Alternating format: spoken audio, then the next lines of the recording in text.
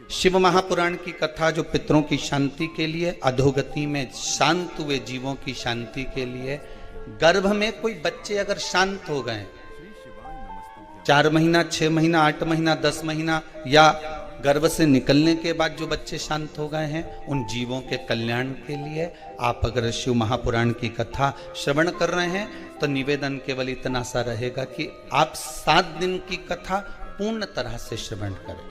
किसी को कथा का प्रसाद अगर बांटना है तो हम तो आपसे इतना ही कहेंगे कि जो लिंक आपके पास में आ रही है या जो कथा आप सुन रहे हैं, अपने रिश्तेदारों को भी फोन कर कर बोल दें कि 1 बजे से 4 बजे तक शिव महापुराण की कथा जीवों के कल्याण हेतु चल रही है। और एक निवेदन और, आप तो कथा में आ जाते हैं, अपने घर में बैठकर कथा श्रवण कर रहे हैं, तो कथा में आप तो पहुंच गए या कथा आपने श्रवण कर ली, पर आपका चित्त कथा में लगा ना लगा, आपने शिव महापुराण की कथा श्रवण करने के लिए बैठ तो गए, टीवी के सामने भी आप बैठ गए, कथा सुनने के लिए, ऑनलाइन कथा श्रवण करने के लिए बैठ भी गए, पर आपका चित्त, आपका मन, आपकी बुद्धि, आपका विचार शंकर से जुड़ा कि नहीं जुड़ा, शिव महापुराण से जुड़ा कि नहीं जुड़ा, ये तो हमको नहीं मालूम। पर इतना जरूर मालूम है कि जिन जिन के घर में इस शिव महापुराण की कथा को पितृमोक्ष के अंतर्गत अपने घर में चालू करा और टीवी का वॉल्यूम अगर तेज कर कर आप श्रवण कर रहे हैं, तो जितनी दूर तक ये कथा जाएगी उतनी दूर में जो भी अधोगति में मरा होगा, जिसकी भी गति बिगड़ी होगी, उसकी तो मुक्ति हो जाएगी, उसका मोक्ष हो जाएगा।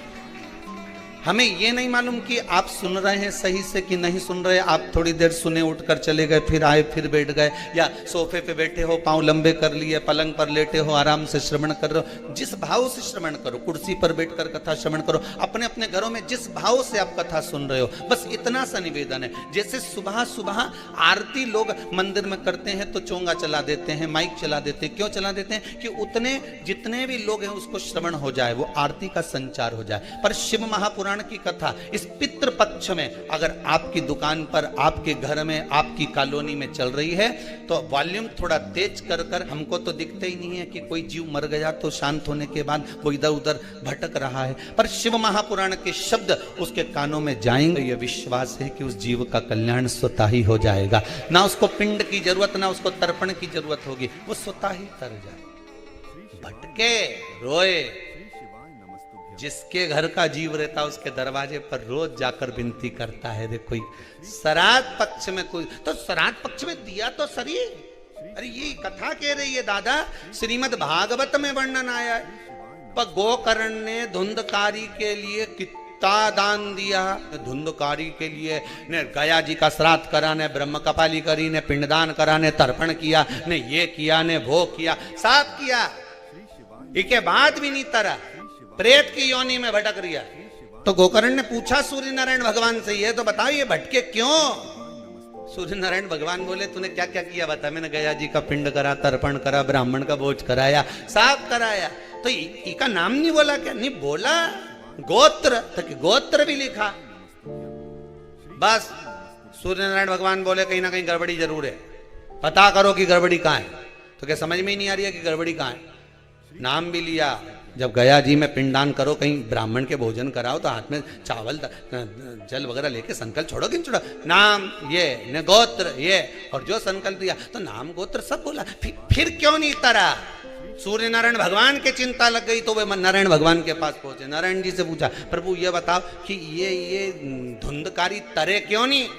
इसका गया जी का श्राद्ध हो गया, इसकी ब्रह्म कपाली हो गई, ब्राह्मण का भोज हो गया, सब कुछ करा, गाय का दान भी करा, पर ये तरे क्यों नहीं? तो नारायण ने कहा हमारे नहीं समझ पड़ रही कि इतना गोत्र भी बोला, नाम भी बोला, इसका पिताजी का नाम भी बोला, कि माताजी का नाम भी बोला, पर तरे क्यों नहीं? तब नारायण पहुंचे भगवान शंकर जी के पास में, हर हर। शंकर जी ने पूछा, भोलेनाथ जी से पूछा, भगवान विष्णु ने, ये बताओ कि प्रभु ये धुंधकारी का नाम लिया, गोत्र लिया, गया जी का श्राद्ध करा, पिंडदान करा, ब्राह्मण भोज करा, सब कुछ करा, फिर ये तरे क्यों नहीं? शंकर भगवान ने उसी समय पर नंदी के बुलाया और नंदी के बुला के पूछा, इधर अरे नंदी, अब तू बता कि ये क्यों नहीं तरे? हम जितना निर्णय यमराज करता है उतना ही निर्णय नंदी करता है। नंदी ने कहा प्रभु एक बात, क्यों? थोड़ी अंदर की बात है, शंकर जी बोले चाहे अंदर की हो चाहे बाहर की हो, बोल दे जरा, जम के बोल जरा। तो नंदी ने तुरंत कहा प्रभु बात इतनी सी है कि जब जब पिंडदान करा, जब जब तर्पण करा, जब जब ब्राह्मण भोजन कराया, जब जब तिलांजलि करी गई, तब धुंधकारी का नाम धुंधकारी बोला गया। ठीक है, गोत्र आत्मदेव का बोला गया, आत्मदेव का पुत्र था ना, आत्मदेव का बोला गया। फिर गलती कहां हो गई? नंदी बोले गलती ये हो गई कि इसकी सहेली की संतान थी और उसकी गोदी लेके आ गई थी पैसा दे के। बोलो सही है कि गलत है? गोदी लेकर आ गई थी पैसा दे के। गोत्र बोलना था सहेली का, बोला जा रहा था इधर का, इसलिए तर नहीं पाया, इसलिए नहीं तरा, मोक्ष नहीं मिला। गोत्र मूल। और जो गोत्र नहीं जानते उनसे तो हम इतना ही कहेंगे कि शिव जी का नाम ले लीजिए। भगवान शिव की कथा कर रही है। शंकर भगवान गोत्र का मूल महत्व बताते। एक बात अपने भी जीवन में उतार कर रखिए। कुंवारी अवस्था में मरने वाले जीव जो गर्भस्थ मर जाएं या कुंवारी अवस्था में चले जाएं, आप कितना भी इनके लिए दान दे लो, कितना भी आप पिंडदान कर दो, कितना भी इनके लिए आप ब्राह्मण भोज करा दो, इनका कल्याण जब तक नहीं है जब तक घर का कोई एक व्यक्ति, दो व्यक्ति जो भी है घर में, वो शिव महापुराण की कथा ना सुने।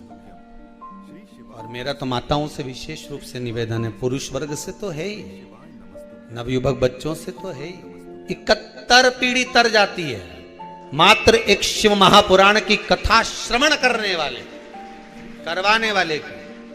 अगर मान लो आप ब्राह्मण को भोजन नहीं करा पा रहे हैं, मान लो आप गौ माता को रोटी नहीं दे पा रहे हैं, स्वान को भोजन नहीं दे पा रहे, कौवे को भोजन नहीं दे पा रहे हो, और मान लो गया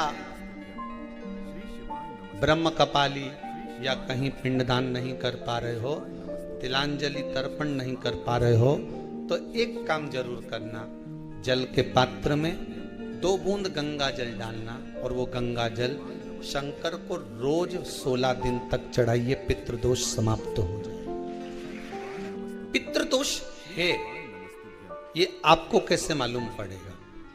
पितृ भूखे हैं, इसका तो वर्णन हमने पहले कर दिया कि रात्रि को जब आप सोने के बाद में 1-1.5 घंटे बाद अगर आपकी नींद खुल जाए, 1 घंटा 1.5 घंटा आप सो लिए, उसके बाद जो नींद खुली तो 1-1.5 घंटे तक अगर आपको नींद नहीं आ रही है, रात्रि को सोने के बाद में 1 घंटे बाद जब उठे तो आपको प्यास लग गई, भूख लगने लगी, प्यास लगने लगी कि मेरे को पानी पीना पड़ेगा, घबराहट हो रही, पानी पीना पड़ेगा।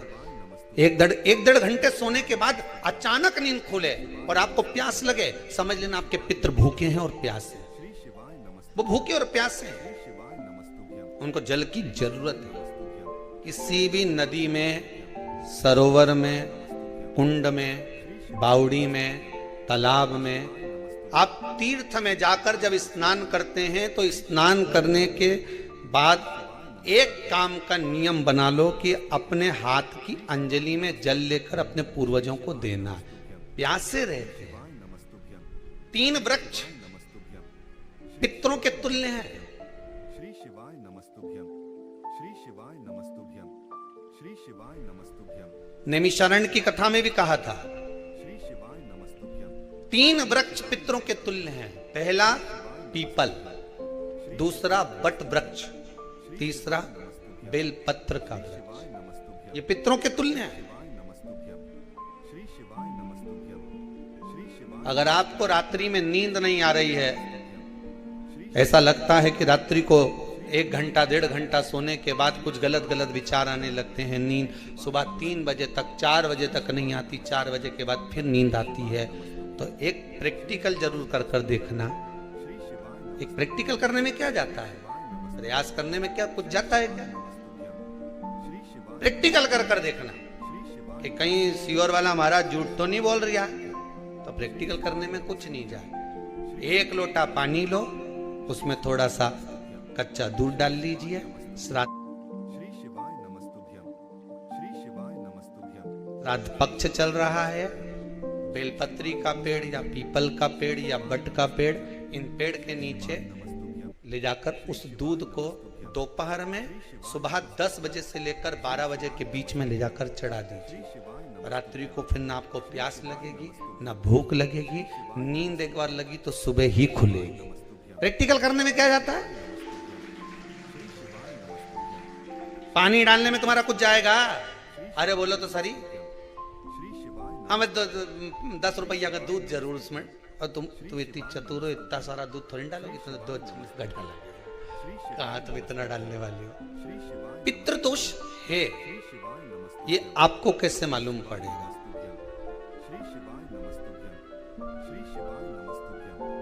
पितृ भूखे हैं, इसका तो वर्णन हमने पहले कर दिया कि रात्रि को जब आप सोने के बाद में 1-1.5 घंटे बाद अगर आपकी नींद खुल जाए, 1 घंटा 1.5 घंटा आप सो लिए, उसके बाद जो नींद खुली तो 1-1.5 घंटे तक अगर आपको नींद नहीं आ रही है, रात्रि को सोने के बाद में 1 घंटे बाद जब उठे तो आपको प्यास लग गई, भूख लगने लगी, प्यास लगने लगी कि मेरे को पानी पीना पड़ेगा, घबराहट हो रही, पानी पीना पड़ेगा। 1-1.5 घंटे सोने के बाद अचानक नींद खुले और आपको प्यास लगे, समझ लेना आपके पितृ भूखे हैं और प्यास है।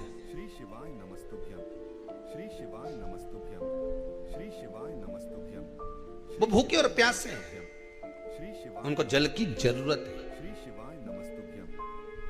3 वृक्ष पितरों के तुल्य हैं। पहला जम के बोलिए पीपल, दूसरा बट वृक्ष, तीसरा बेलपत्री का वृक्ष। 3 पीपल के वृक्ष में 52,000 ब्राह्मण एक साथ निवास करते हैं, इसलिए पितृतुल्य है। बट वृक्ष ब्रह्मा जी के मस्तक से बना, इसलिए पितृतुल्य है। और बेलपत्री का वृक्ष माता पार्वती जी के अश्रु से बना। जब आंसू गिरे थे माता जगत जननी जगदम्बा पार्वती के, उस समय पर पितृलोक में हलचल उत्पन्न हो गई थी। हमारी नातिन की आंख में आंसू कैसे आ गए? मैनावती की पुत्री है,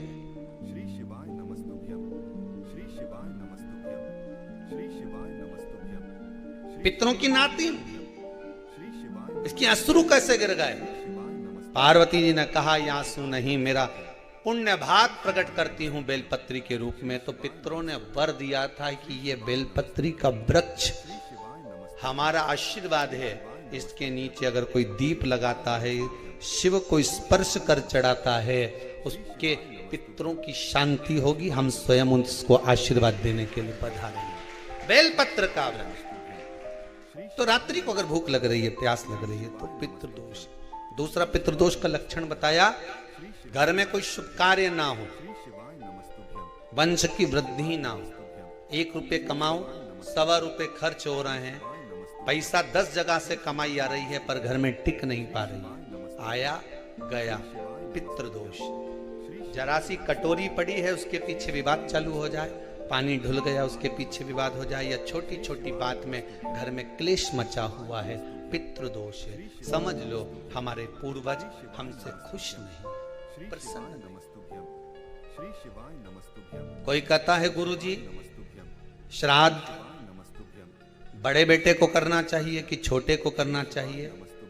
शिव महापुराण की कथा कहती है, अगर जायदाद का पूरा हिस्सा बड़े ने लिया हो और तुमने अपनी माता का दूध ना पिया हो तो एक ही को कर लेने दो। अगर माता का दूध पिया है और अगर एक अंगूठी भी ली है, जरा सा एक कपड़ा भी अगर सास का लिया है, तो श्राद्ध तो तुझे करना ही पड़ेगा।